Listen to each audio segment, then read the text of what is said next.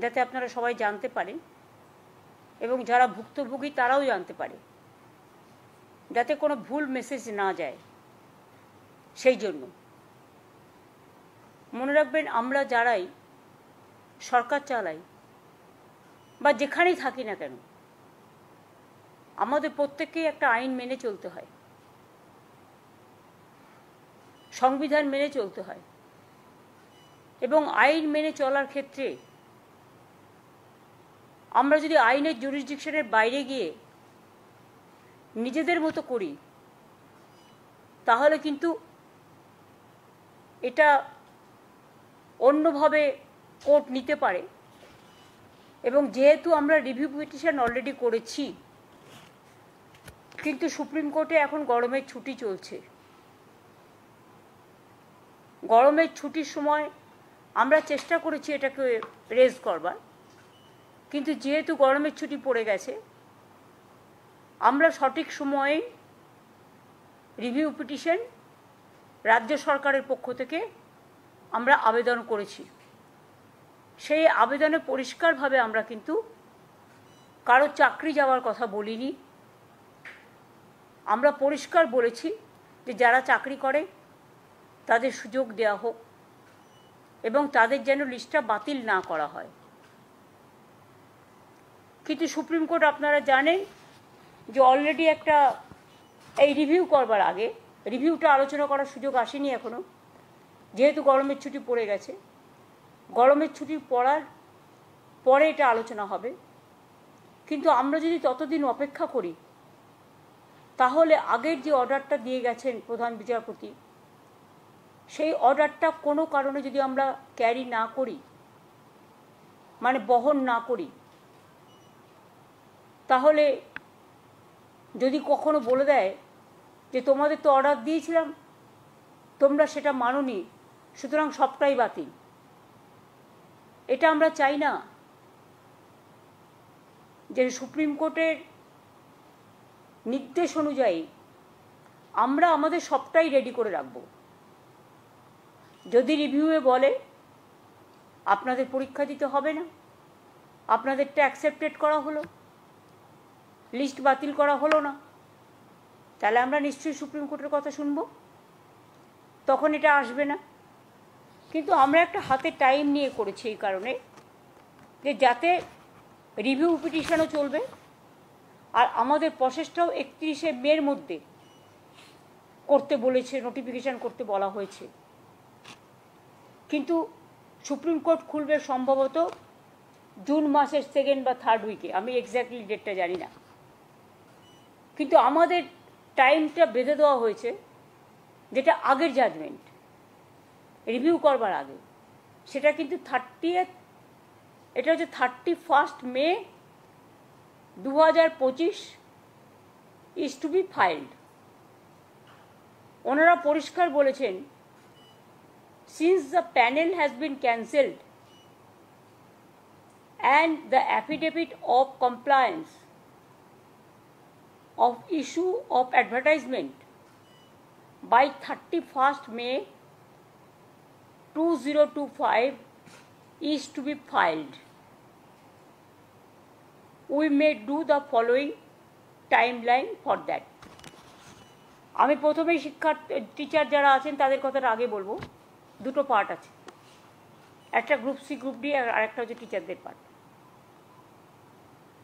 আমি পরিষ্কার বলবো যে দেখুন, এটা আমরা করতে বাধ্য হচ্ছি, আমাদের করার যে ইচ্ছে ছিল মন থেকে তা নয়। আমরা চাই চাকরি হারারা সকলে চাকরি ফিরে পাক, যেটা প্রথম দিন থেকে আমরা বলেছি আপনাদের সাথে আছে। এবার অনেকে ইন্ডিভিজুয়াল চলে গেছেন, তারাও গিয়ে কখনো কখনো কোর্ট থেকে অনেক নেগেটিভ রিপোর্ট চলে আসছে। কিন্তু আমরা সেটা করব না, সেটা করতেই পারে, এটা তাদের অধিকার, যে কোনো কেউ যেতে পারে। কিন্তু আমরা রাজ্য সরকারের পক্ষ থেকে যখন করি, তখন পুরো রাজ্যটাকে নিয়ে করতে হয় এবং সবার স্বার্থটা আমাদের দেখতে হয়। তাই পরিষ্কার করে বলছি, ম্যাটারটা খুব সেন্সিটিভ। প্রেস মিডিয়াকে আমি অনুরোধ করব যে আপনারা দয়া করে কোনো কথা, আমার কোনো লাইন আমাদের ডিস্টর্ট করবেন না। এবং নেগেটিভ এবং ন্যারেটিভ দেবেন না, কারণ আমরাও কিন্তু সবটা রেকর্ড করে রাখছি, কারণ সুপ্রিম কোর্ট এটা আমাদের পেশ করতে হতে পারে। সুপ্রিম কোর্টের যেহেতু অর্ডার আছে 31 মের মধ্যে করতে হবে, আমরা এতদিন ধরে অপেক্ষাই করছিলাম। অর্ডার তো বেরিয়েছে অনেক দিন আগে, প্রায় অ্যাবাউট 2 মান্থস হবে। 3rd এপ্রিল 17th এপ্রিল, তাহলে প্রায় অনেক দিন হয়ে গেছে, কিন্তু আমরা কোনো অ্যাকশান নিচ্ছিলাম না। আমরা ওয়েট করছিলাম যে এর মধ্যে হয়তো রিভিউ যেটা আমরা করেছি রাজ্য সরকারের থেকে সেটা হয়তো আলোচিত হবে এবং তার পরিপ্রেক্ষিতে যে আদেশ কোর্ট দেবেন তাতে হয়তো চাকরি প্রার্থীদের পক্ষেও হতে পারে। ফলে আমরা অপেক্ষা করছিলাম, কারণ আমরা বলেছি যে চাকরি প্রার্থীদের চাকরি আমরা খেতে চাই না। কিন্তু যেহেতু এখনো রিভিউটা হয়নি, কারণ রিভিউ পিটিশন পেন্ডিং আছে এবং কোর্টে গরমের ছুটি পড়ে গেছে, অথচ আমাদের হাত বেঁধে দেওয়া হয়েছে 31শে মের মধ্যে করতে হবে, নোটিফিকেশন করতে হবে। তাই বাধ্য হয়ে আমি জানাচ্ছি দুটো প্রসেসই আমাদের চালু থাকবে।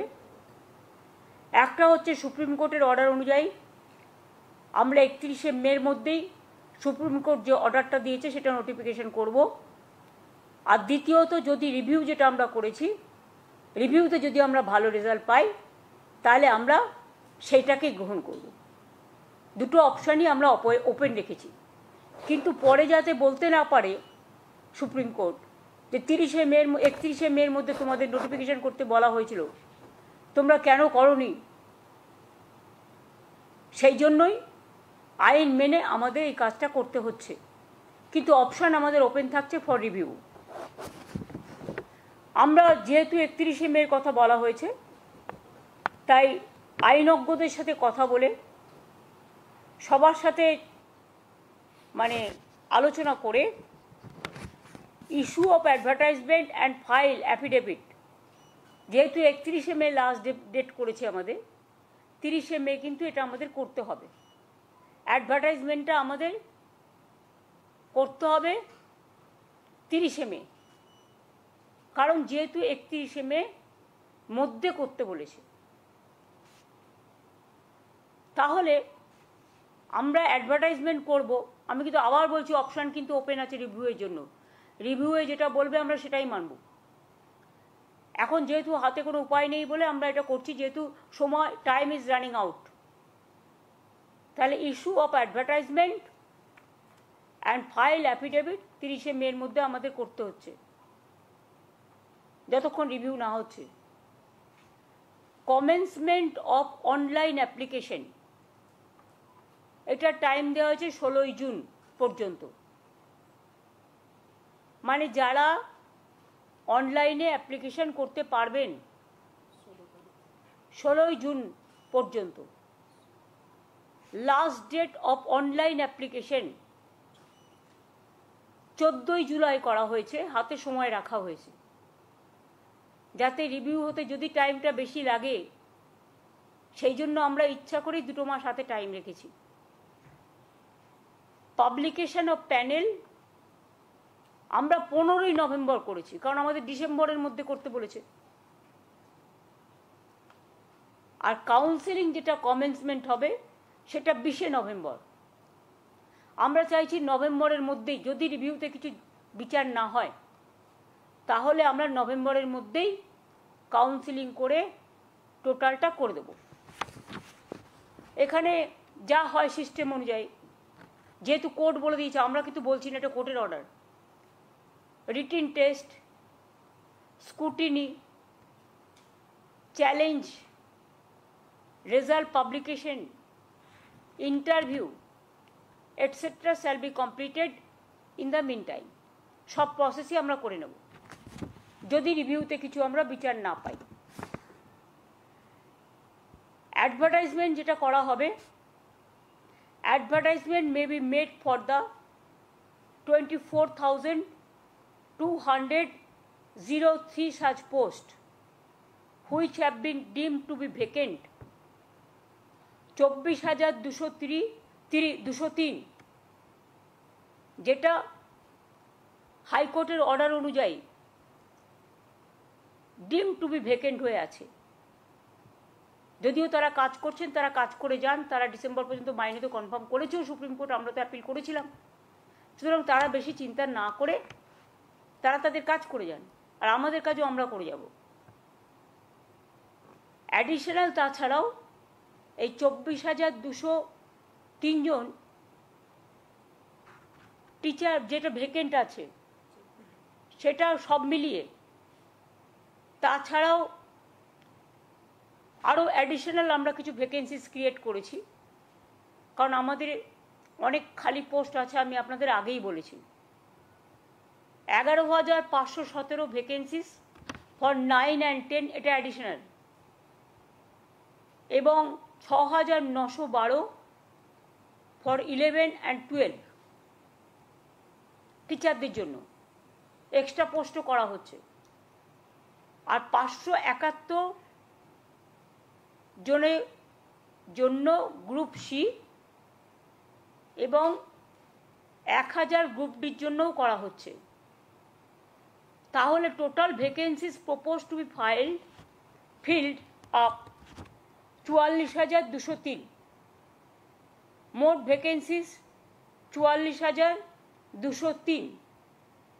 ক্লাস 9-10 চাকরিহারাদের নিয়ে 23,212, ক্লাস 11-12 চাকরিহারাদের নিয়ে 12,514, গ্রুপ সি 2,989, গ্রুপ ডি 5,488।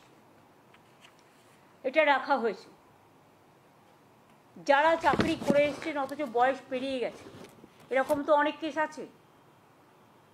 ধরুন ওদের একটা এজ লিমিট আছে, যারা অ্যাপ্লিকেশন করবেন এই চাকরির জন্য, চাকরিহারাদের চাকরি পাওয়ার ক্ষেত্রে, সেখানে তাদের একটা এজ রিল্যাক্সেশন করা হবে, অর্থাৎ তারা যেন প্রত্যেকেই পরীক্ষায় বসতে পারে, বয়সের জন্য সেটা আটকাবে না। তাছাড়াও আমরা আর একটা অ্যাডভান্টেজ দেবো, সেটা ডিটেলস এখনও তৈরি হয়নি। যারা কাজ করেছেন এতদিন তাদের একটা এক্সপিরিয়েন্স অ্যাডভান্টেজও আমরা দেব, যাতে তারা তাদের কর্মস্থানে থেকে যেতে পারে। আর গ্রুপ সি গ্রুপ ডিটা আমি আজকেই বলছি না, যেটা অ্যাডিশনাল পোস্টটা বলে দিলাম, কিন্তু যাদেরটা টাকা ফেরত দেওয়ার কথা বলা হয়েছে এবং যাদের বাতিল করা হয়েছে, তাছাড়াও অনেক টিচাররা আছে যারা বাতিল হয়ে গেছেন, যাদের বলা হয়েছে তোমরা এই পরীক্ষায় বসতে পারবে না, তারা অন্য ডিপার্টমেন্টে জয়েন করতেই পারে, কোর্ট সেটাও বলে দিয়েছে। সুতরাং আমরা এডুকেশন ডিপার্টমেন্টে যেমন আমাদের লোক প্রয়োজন, কারণ ঘন্টা বাজানোর লোকও নেই, রুম পরিষ্কার করার লোকও নেই, তালা বন্ধ করার লোকও নেই এই ঘটনার ফলে, সেই রকম যেমন আমরা অ্যাডিশনাল গ্রুপ সি দিয়ে নিচ্ছি, সাথে সাথে যারা এডুকেশন ডিপার্টমেন্টে কাজ করছেন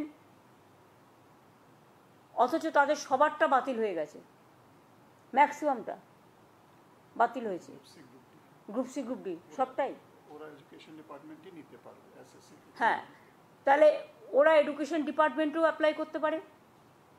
ওরা তাছাড়াও আমরা আরও 3-4টে ডিপার্টমেন্ট অপশান দেবো, কিন্তু সেটা আমরা আলাদা করে নোটিফাই করব, কারণ যেহেতু ওটার সাথে এটার সম্পর্ক নেই। আর আমরা যেহেতু চাই না কারো চাকরি চলে যাক, কেউ ব্যাংক লোন নিয়েছে, কেউ গাড়ির লোন নিয়েছে, কেউ বাড়ির লোন নিয়েছে, কারো বৃদ্ধ বাবা মা আছে, কারো ছেলেমেয়েরা আছে, তাই মানবিকতার স্বার্থে তারা নিশ্চয়ই অ্যাপ্লাই করতে পারে, এডুকেশন ডিপার্টমেন্টেও করতে পারে, এবং তাছাড়া আরও 3-4টে ডিপার্টমেন্ট আমরা দিয়ে দেবো, যাতে যেটা তারা প্রয়োজন মনে করবে সেই নোটিফিকেশানটা আমরা 3-4 দিন পরে করে দেবো। গ্রুপ সি গ্রুপ ডির ক্ষেত্রে আগে টিচারদের নোটিফিকেশানটা হবে 30শে মে, যেহেতু 31শে মে লাস্ট ডেট। আর গ্রুপ সি গ্রুপ ডি যেটা বাতিল করে দিয়েছে যে লিস্ট, তাদের জন্য আমরা অন্য ব্যবস্থা করব, অল্টারনেটিভ দেখব, রিভিউয়ে যদি কিছু হয় বেটার, না হলে আরও যত ডিপার্টমেন্ট আছে সুপ্রিম কোর্ট বলেছে যে আপনারা পোস্ট ক্রিয়েট করে তাদের নিতে পারেন। সুতরাং আমরা 3-4টে ডিপার্টমেন্টকে বেছে নেব, সেটা কথাবার্তা চলছে, আইনজীবীদের পরামর্শও নেওয়া হচ্ছে এবং সেটা আমরা 31শে মে টিচারদেরটা করার পরে অ্যাফিডেভিট আমরা 3-4 দিন পরে গ্রুপ সি ডিটটা আলাদা করে করব, মানে যাদের চাকরি চলে গেছে। আর বাদবাকিটা আমার মনে হয় রিভিউয়ের জন্য আমাদের অপেক্ষা করা উচিত। এখনই একথা বলা উচিত না আমরা পরীক্ষা দেব না, দিচ্ছি না, দিতে পারবো না, তাহলে তো চাকরিটাই থাকবে না। এটা তো আমাদের অর্ডার নয়, এটা সরকারের অর্ডার নয়, এটা আমাদের কিছু উদ্দেশ্য প্রণোদিতভাবে কিছু স্বার্থপর মানুষ গভর্নমেন্ট কোর্টে গিয়ে এটা ক্যান্সেল করেনি লিস্ট, তারা লিস্টটা বাতিল করেছেন তাদের নিজেদের স্বার্থে। আজকে তারা আবার বন্ধু হয়ে ঢোকবার চেষ্টা করছে। আমি শিক্ষার্থীদের বলবো, শিক্ষক শিক্ষিকা গ্রুপ সিডি যারা আছেন আমার কাছে সবাই সমান। সুপ্রিম কোর্টের আদেশ অনুযায়ী আপনারা প্লিজ অপশান 2টাকেও কাজে লাগান, অপশান 1টাকেও কাজে লাগান। অপশান 1 যদি হাত থেকে বেরিয়ে যায়, তারপরে যদি অপশান 2 রিভিউ করেও আমরা যদি বিচার না পাই, তাহলে কিন্তু আপনাদের আর সুযোগ থাকবে না চাকরিটা ফিরে পাওয়ার। আমরা চাই আপনারা চাকরি ফিরে পান। অপশান 1টাও হাতে রাখুন, যথাসময়ে অ্যাপ্লিকেশনটা ফেলে রাখুন, পরীক্ষায় ডাকলে যাবেন। আর আমি আশা করি তার মধ্যে গরমের ছুটি, আমি জানি না কবে খুলবে কোর্ট, দোসরা হাইকোর্ট সুপ্রিম কোর্টে কবে খুলবে আমি জানি না ঠিক। সুপ্রিম কোর্টে গরমের ছুটিটা শেষ হওয়ার পরেই আমরা রিভিউ পিটিশনটা নিয়ে আবার রেজ করব এবং তার জন্য অনেকটা টাইমও রাখা হয়েছে, যাতে আমরা একটা সুযোগ নিতে পারি, চেষ্টা করব অন্তত কথা বলার। আমাদের আইনজীবীরা তারা সাধ্যমতো লড়বেন, কিন্তু বিচার তো আমার হাতে নেই, বিচারের দায়িত্ব বিচারপতিদের হাতে। সুতরাং আমরা মানবিকভাবে তুলে ধরব যাতে তাদের লিস্টটা বাতিল করা না হয় এবং তারা যেন চাকরিতে সুযোগ পায়, যেটা করে যাচ্ছে সেটা থেকে যেন বিরত না হয়। আর যদি সেটা নাও হয়, তা সত্ত্বেও আমি বলছি আপনারা স্কুলে যাচ্ছেন যান, ডিসেম্বর পর্যন্ত তো অলরেডি সুপ্রিম কোর্ট বলেই দিয়েছে মাইনে পাবেন। আর তার মধ্যে আপনারা পরীক্ষাটায় বসুন, আপনাদের এজ রিল্যাক্সেশনও করা হচ্ছে, এক্সপিরিয়েন্স ব্যাপারটাও দেখা হচ্ছে। সুতরাং আমি আশা করি আপনারা যথাযথ জায়গায় ফিরে আসার জন্য মর্যাদা সহকারে সসম্মানে নিজেদেরটা রক্ষা করুন। নিশ্চয়ই সুযোগ আসবে, সুযোগটার সদ্ব্যবহার করুন। আমার এইটুকু অনুরোধ থাকলো। এটা আমি বাধ্য হয়ে করলাম, কারণ কোর্টের অর্ডার আমি যদি না মানি, তাহলে 26,000 টিচারদের যাদের কেস কোর্টে পড়ে আছে, বাতিল করে দিয়েছে যে লিস্ট, তাতে তারা বিপদে যাতে না পড়েন সেই জন্যই আমাদের অপশান 1 অপশান 2 রাখতে হয়েছে। অপশান 1 এটা কোর্টের ভার্ডিক্ট অনুযায়ী, অপশান 2 আমরা আবার রিভিউ করেছি, আমরা চেষ্টা করব যাতে ওদের না বসতে হয়, যাতে ওদের করতে না হয় সেটা। কিন্তু আমাদের কথাই তো শেষ কথা নয়, আমরা হয়তো একটা চাইছি, ওরা না চাইতেও পারেন, সেক্ষেত্রে আমরা আমাদের সাধ্যমতো চেষ্টা করে যাব। আর তাতেও যদি না হয় অপশান 1-এ যান। ভয় পাচ্ছেন কেন? চাকরি তো করছেন, করে যান না। বাদবাকিতে সব কিছু আমার পক্ষে বলা সম্ভব নয়, আমাকে আইন মেনেই করতে হবে। কারো 40 বছর পেরিয়ে গেছে, 40 বছর পর্যন্ত চাকরির বয়স, কারো 35 বছর পর্যন্ত চাকরির বয়স। সুতরাং they will get the opportunity. 40 পর্যন্ত মনে এজ আছে, হ্যাঁ 40 পর্যন্ত। যাদের ইভেন 40 পেরিয়েও গেছে তাদেরটাও এজ রিল্যাক্সেশন করা হবে। এটা সুপ্রিম কোর্টের জাজমেন্টেই এক জায়গায় আছে। প্লাস এতদিন কাজ করেছেন, জীবনের যে অভিজ্ঞতা, সেটাও আপনার একটা প্লাস পয়েন্ট থাকবে। এইটুকু আমার বলার ছিল। আমি আপনাদের আবেদন করব যে এইটা নিয়ে প্লিজ দয়া করে কেউ টিআরপি রেট বাড়াবার জন্য আমার মুখের কথা ডিস্টর্ব করবেন না, কারণ এটা কিন্তু আমাদের কোর্টকেও প্লেস করতে হবে যে আমরা নোটিফিকেশান করবার আগে প্রেস মিডিয়াকে কনফিডেন্সে নিয়ে এই কথাগুলো বলেছি, এবং তারপরেই আমরা কিন্তু নোটিফিকেশানটা করব। আপনাদের আগে জানালাম, তারপরে আমরা করব। আজকে দেখুন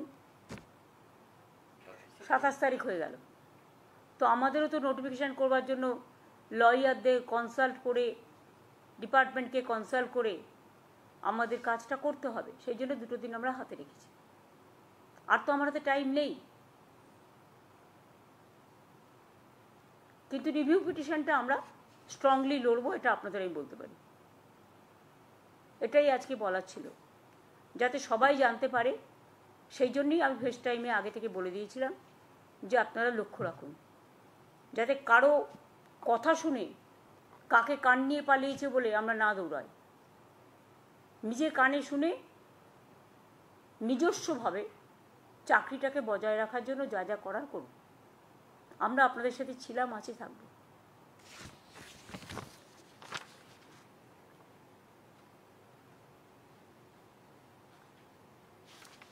যাদের যোগ্যতা আছে তারা প্রত্যেকে অ্যাপ্লাই করতে পারবে।